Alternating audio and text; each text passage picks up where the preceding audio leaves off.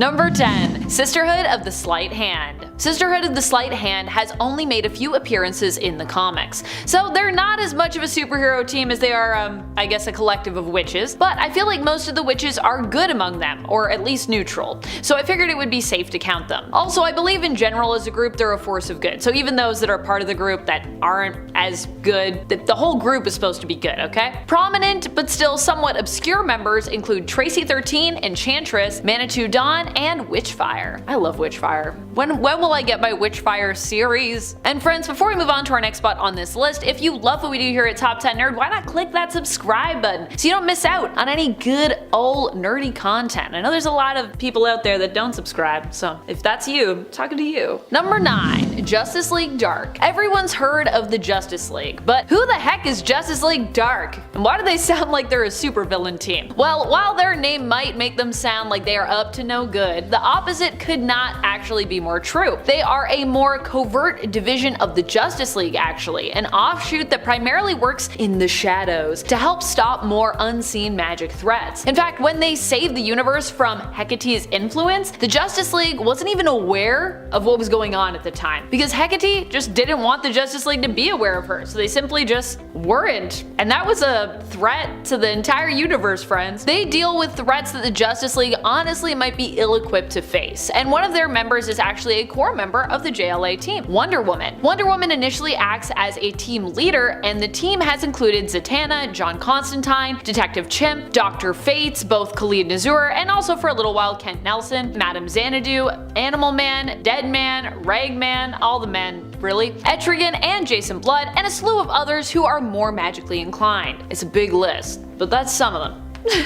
Number 8. Exiles. The Exiles are probably the most potentially well-known of the ones that I've listed here, but if you are new to comics or more of a casual fan, this one for you will probably be something that you don't know about, which is why I put it here, because I want you to know. For those who don't know the Exiles, they're a super cool team with a long ongoing series. They're actually a multiversal superhero team made up of various alternate versions of superheroes from across the multiverse. Because anyone from any other Earth can be a member of the team, there are a lot of people who have been on the roster over the years, members who have come and gone or even died during their time on the team. The very first team to appear though in Exiles, the first roster that appeared in Exiles Volume 1, Issue Number 1 out of 2001, a lot of ones, featured a slew of alternate reality versions of characters, including an alternate version of Blink from Age of Apocalypse reality Earth number 295, Nocturne, the daughter of Scarlet Witch and Nightcrawler in an alternate reality, Thunderbird of Earth 1100, Mimic of Earth 12, an alternate version of everyone's favorite fun-loving mutant Morph from Earth 1081, and an alternate version of Magneto simply known as Magnus from Earth 27. So many cool multiverse folks. Number 7. Blue Lanterns.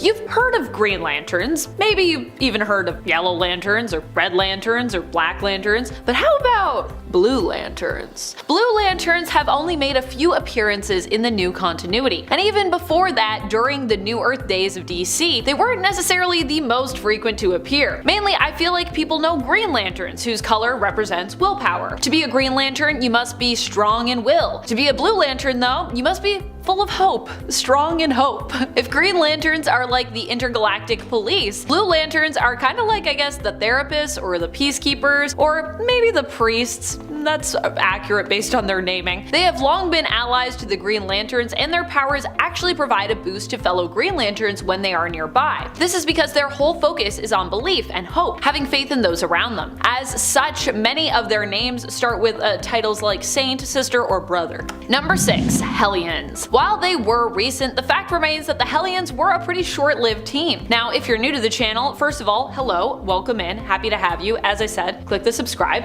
And also, you probably aren't familiar with the Hellions. Those who have been here for a while, regardless of whether they read the book or not, will know the team I'm talking about though, because I do like to talk about them. Sure, there might be many out there who know of Emma Frost's Hellions team in their striking pink suits, but how many know about Nathaniel Essex, aka Mr. Sinister's Hellions team. Sounds like it should be a villain team again, right? Well, oddly enough, it isn't. This team was made up of the rejected members of Krakoan Mutant Society, who were put together on their own team with the hope of rehabilitating the mutants and helping them to find a place in society, while also allowing more put together mutants to keep a kind of a closer eye on them, I guess. Minus Mr. Sinister, who they did put in charge of this team for some reason.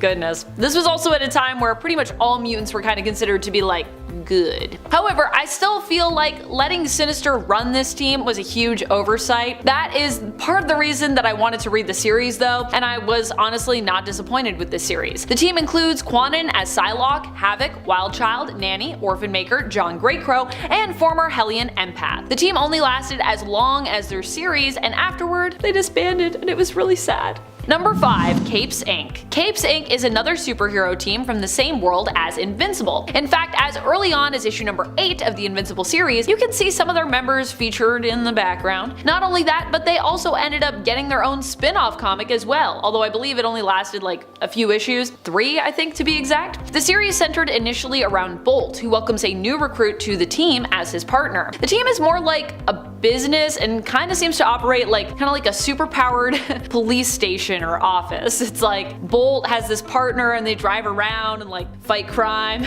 People even get paid and everything. Kid Thor is the new kid in town who ends up joining with Bolt. Bolt, we learned, originally actually wanted to be known as Black Samson, but obviously that name was already taken by the Guardians of the Globe hero. Oh man, there's just so many little bits in this that are pretty hilarious. Number 4. A-Force. A-Force is a team that I love, but not one that many people talk about, I find. I feel like a lot of people forget that this happened. It's probably because, you know, we haven't seen A-Force in some time, but when they were around, they were pretty great, but also quite short-lived. Even more so than the Hellions. A-Force at least appeared in a few other comics other than their own series, but they had a considerably shorter run for their own series, despite their team honestly being really stacked and it sounding like, I don't know, just sounded like a really great team. I'm surprised it didn't go longer. Members included She-Hulk, who led the team, Captain Marvel, Dazzler, an alternate reality version of Dazzler who is Thor, Nico Minoru, Singularity, and Queen Medusa. Number 3. God Squad. God Squad was one that I was hoping to see a nod to in Thor Love and Thunder. I was hoping that when we went to Olympus, we might get a peek at some version of this team.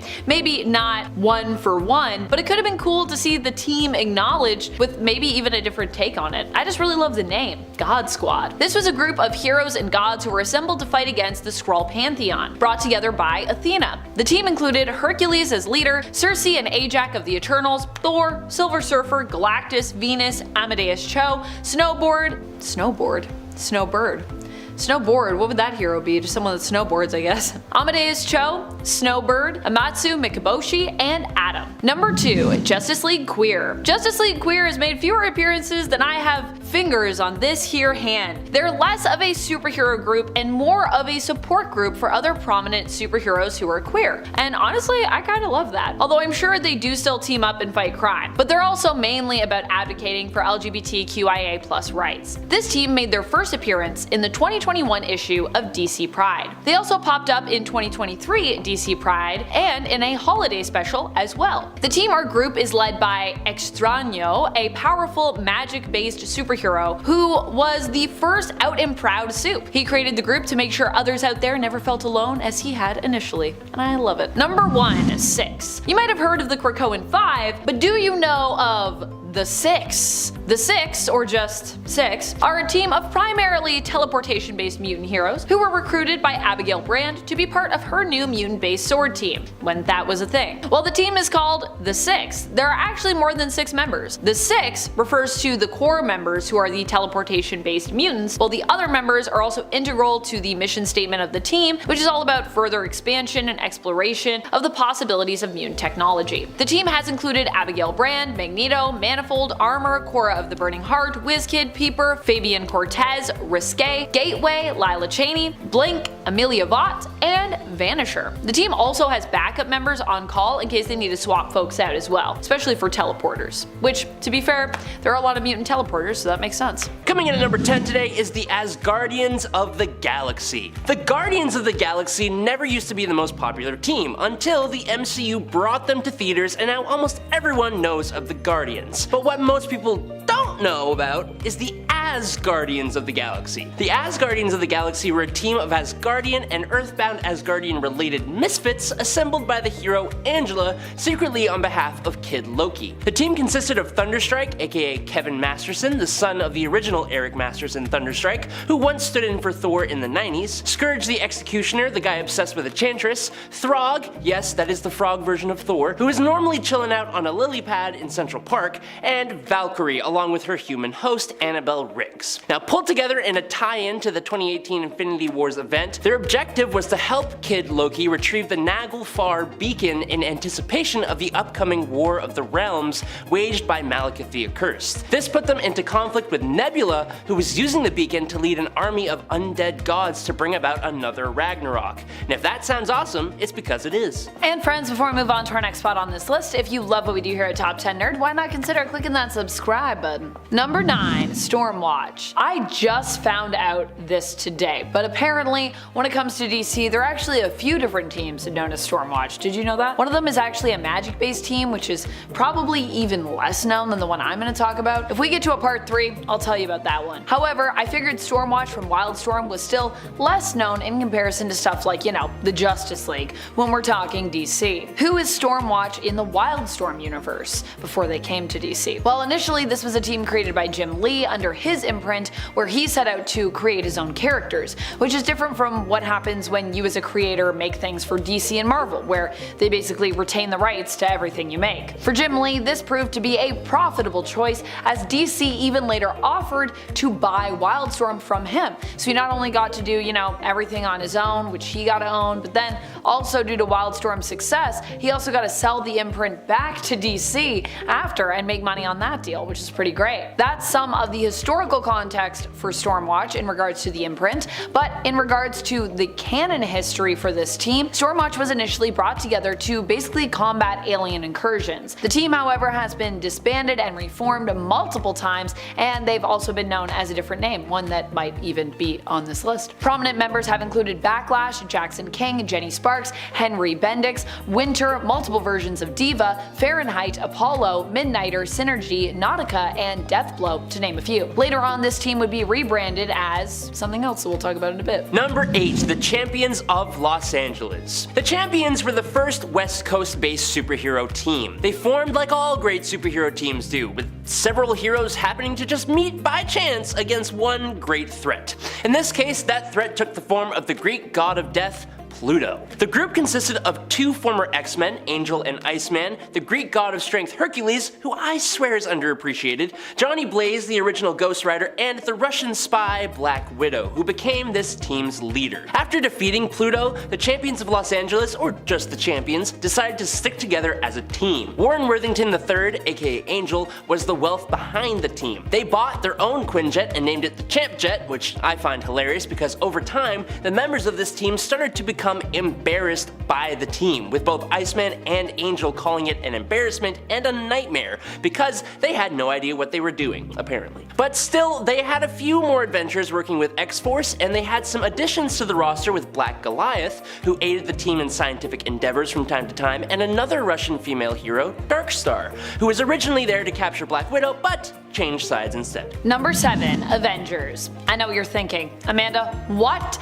I know the Avengers. How could you not know the Avengers in 2023? Well, it's possible that you're not thinking of the same Avengers team that I'm thinking of. I'm thinking of the Avengers from Earth 1610, the original Ultimates reality. You see, while the Avengers did actually exist there, this team was actually very different from the version that we know that hails from the MCU or even the comics main reality of Earth 616. The Avengers team here was kind of treated more like a version of the Suicide Squad. They only made about 23 appearances total, and the roster was very different from what you'd be used to when you think of the mainstay Avengers in the main continuity. I mean, some of the same names, but totally different people. The team roster has included Black Widow, but this Black Widow was Monica Chang, the ex-wife of Nick Fury, Gregory Stark, Tony's evil twin brother in this reality, the Punisher, Nick Fury, Red Wasp, Tyrone Cash, a super interesting character, you should look him up, an evil version of Spider-Man created by Gregory Stark in a lab known as the Spider, an imitation of Thor known as Perun, Hawkeye, and War Machine. Basically, they're kind of like a rougher imitation Avengers. Monsters. Number 6, the Legion of Monsters. The Legion of Monsters is a team of monster-like characters who have vowed to protect other monsters like them that were hunted down to be killed or couldn't defend themselves.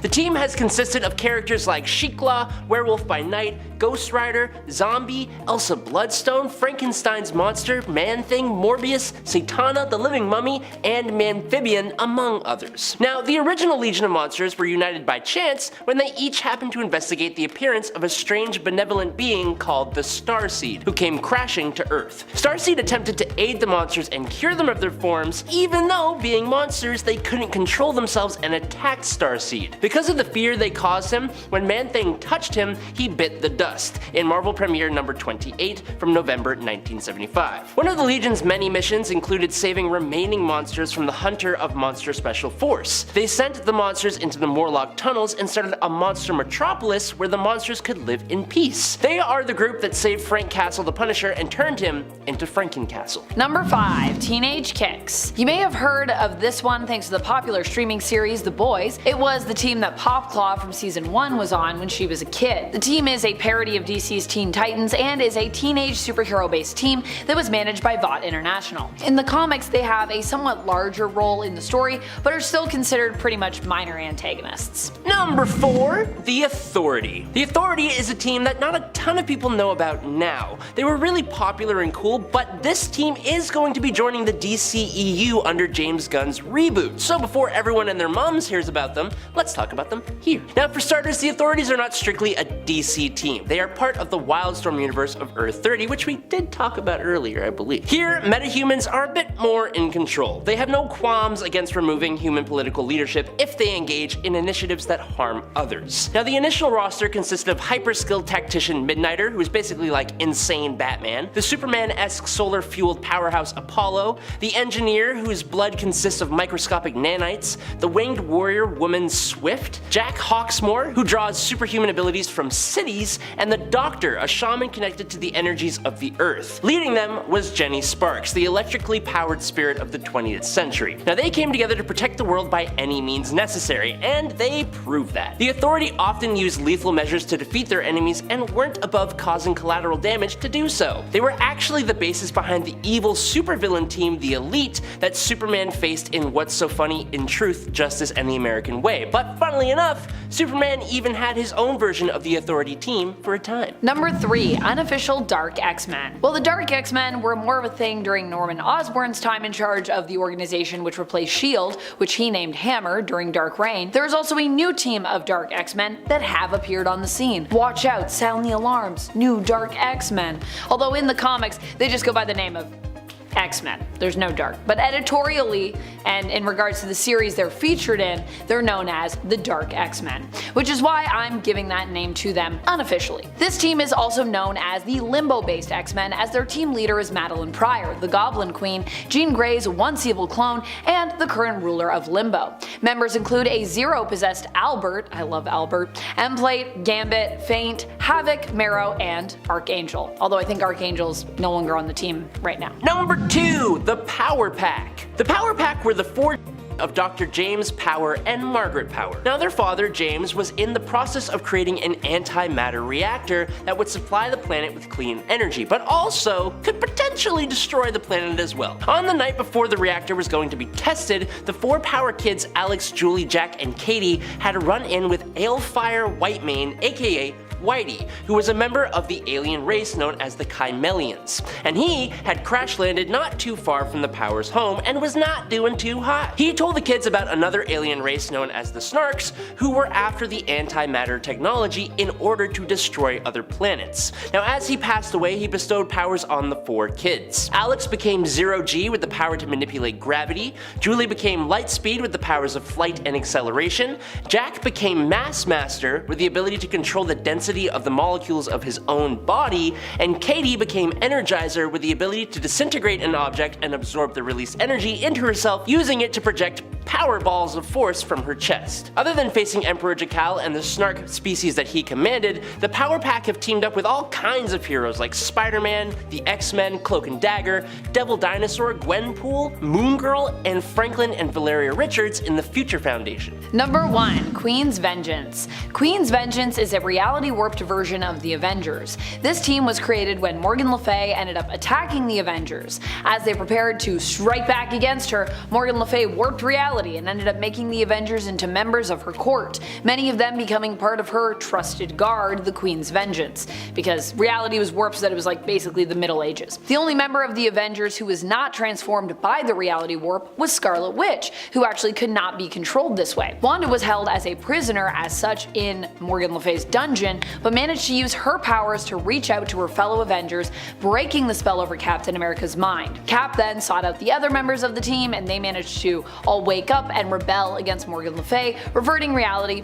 back to normal. At number 10 are the New Warriors. By the way, all of my entries today are suggested by you guys in the comments, so this one was suggested by Kevin Murray 8803 and TND Atkinson, so thank you both. The New Warriors were a cool gang of teenage superheroes in the 90s who aren't super well known despite literally being the catalyst for the events of Civil War. See, in Marvel, teen teams aren't as common as in some other superhero universes, especially if they're not made up of mutants. But the New Warriors stood out. They had Night Thrasher, Nova, Speedball, Namorita, Marvel Boy / Justice, Firestar, Rage, and the Silhouette. A bunch of powerful teens doing superhero stuff. People liked them a lot at first. The team had a bunch of awesome characters with unique powers, but later on, things didn't go super well for them. They tried to reboot the group as teen superheroes shooting a reality TV show. The reality show incarnation of the team was the catalyst in the superhero Civil War because in a battle with a group of supervillains while filming season 2 of their TV show, the supervillain Nitro exploded, unaliving most of the team and hundreds of civilians. This was the event that ignited the Superhero Restriction Act and pitted heroes against each other, and in turn paving the way for the Skrulls' secret invasion. At number 9 is the Justice Machine. Thank you to Carbon Dragon for suggesting this one. The Justice Machine is the superhero group of elite law enforcements from another world, Giorwell, which initially sounds like this futuristic all-tech wonderland, kind of like Star Trek vibes. But if the name of the planet didn't sound any alarms, it's probably because you haven't read any George Orwell. No, Orwell didn't write this comic, but the world of Jor-Well, which is initially presented as a utopia, actually takes a lot of inspiration from Orwell's 1984 novel. Think maximum government control, surveillance, and all kinds of propaganda. So after the team does a mission on Earth and learns what actual freedom is like, they start to second guess and realize that they've actually been working for the bad guys all along. Now we've got Challenger the leader, kind of like a Captain America type of strategist despite his declining age. Then there's Blazer, which got flames in flight, Titan, who can grow 30 feet tall, Diviner with this freaky digital mind connection thing, and she's also Challenger's ex. We got Tailsman, who's altering luck and probability, and lastly Demon, who's a martial arts and acrobatics expert. Pretty top-notch team. If you're enjoying the video so far, please support the channel by pressing like, subscribing to Top 10 Nerd, and ringing the notification bell. At number 8 are the Champions of Los Angeles, suggested by Rodney Lindsay 849. For a Marvel team I've never heard of, this team is stupendously stacked. Like, even the Avengers ain't got nothing on the Champions of LA. Just check out this roster, okay? We've got Black Widow, Angel, Hercules, Ghost Rider, and freaking Iceman. Are you kidding me? That's like the fantasy superhero dream team right there. Like, seriously, these guys together are no joke. Hell, the first baddie they took on, and thus the reason for their collaboration in their first place, was to team up against Pluto, the literal Greek god of death. Like, Pluto! Seriously, the OG Avengers initially teamed up to fight the Hulk and then Loki, so to say that this team isn't at least on par with the Avengers would be doing them a great disservice. Literally, the only thing this team is missing is a Spider-Man. At number 7 is the Legion of Substitute Heroes, recommended by Bob Mathis Friedman 6742 and Aaron Malver 7452. These dudes were not the A team but the backup squad called the Legion of Substitute Heroes, which are a coalition of heroes who had been rejected from joining the Legion of Superheroes because their powers just didn't quite cut it. We're talking Polar Boy, Night Girl, Stone Boy, Fire Lad, and Chlorophyll Kid. Some kind of lame names, but they've all got some unique and albeit not so flashy abilities. Now, rejected but determined, they decided to form their own superhuman team. The group of rejects were finally able to prove themselves when Planet Man invaded Earth, as the main legion was off in space fighting against robot ships. These underdogs stepped in and saved the day, stopping the Planet Man invasion. And as it turns out, Captain Freeze had been behind all of this, using the androids and the Planet Man to overwhelm and distract the Legion while he tried to steal the mighty Shrink Ray. Now, Night Girl caught him in the act, and that planet went kaput. Despite starting undercover, the subs eventually got props from the real Legion. Sometimes being the backup team isn't so bad, as they prove themselves as legit heroes. At number 6 is the Cyberforce. Thank you to Kevin Murray 8803 again. This comic book showcased a group of mutants who faced off against Cyberdata, a massive corporation aiming for world domination. See, the mutants were once captive to Cyberdata and underwent experiments that gave them enhanced powers using cybernetic implants. When they broke free, they formed Cyberforce to thwart Cyberdata's evil plans. However, the Cyberforce comics faced criticisms for their similarities to Marvel characters, like Cyberblade's resemblance to Psylocke from the X-Men, for instance. Some readers also complained about the excessive violence and the portrayal of female characters, but despite these setbacks, Cyberforce tried to carve its place in the comic world, but gradually faded into obscurity. At number 5 is Sci-Force. Thank you to the 1ZN1BD for this suggestion.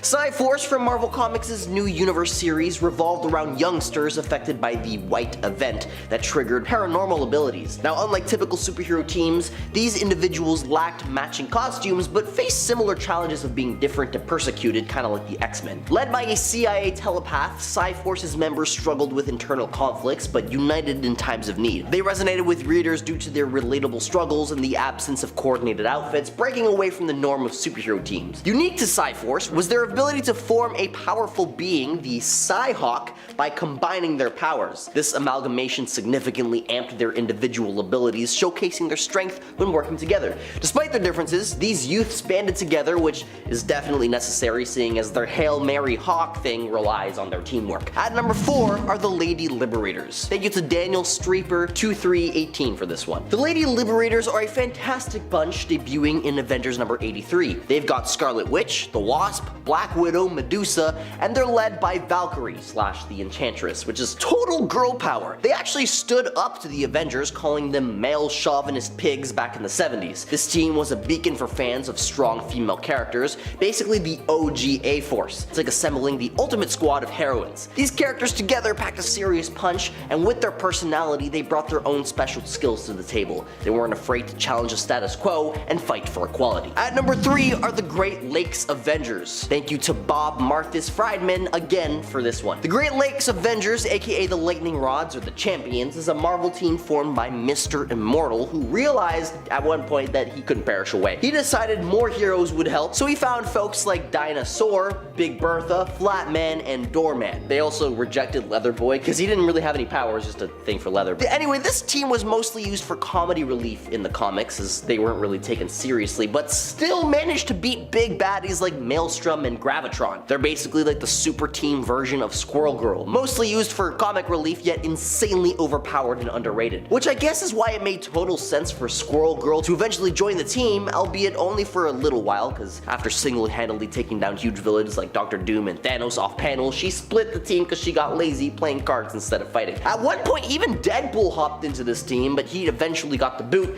because he was too annoying, which honestly is probably one of the main reasons Deadpool doesn't stick around with any superhero team for long. At number 2 are the Creature Commandos, suggested by Glenn Morgan Fan 9411. These guys were once quite obscure, but they're back on track to becoming mainstream again thanks to James Gunn spearheading the animated series in the new DCU. These guys were a freaky team assembled during World War II by the US to scare the pants off the enemy, literally. It's basically a bunch of Universal's classic monsters mixed with superheroes. Frankenstein, the Bride of Frankenstein, and other spooky beings are a part of this bizarre squad. In the DC Comics world, these creatures were reimagined as a team fighting in the war. The gang include Lieutenant Shreve, the leader, and a human among the monsters. Then there's the Boogeyman, a creature like the one in the Black Lagoon, and Dr. Medusa, whose name speaks for itself. But it doesn't end there. They also recruited a zombie, a dude powered by futuristic tech, and even a mummy. Yeah, they're quite a lot more eerie than their usual superhero bunch. And coming in at number 1 is the Power Pack.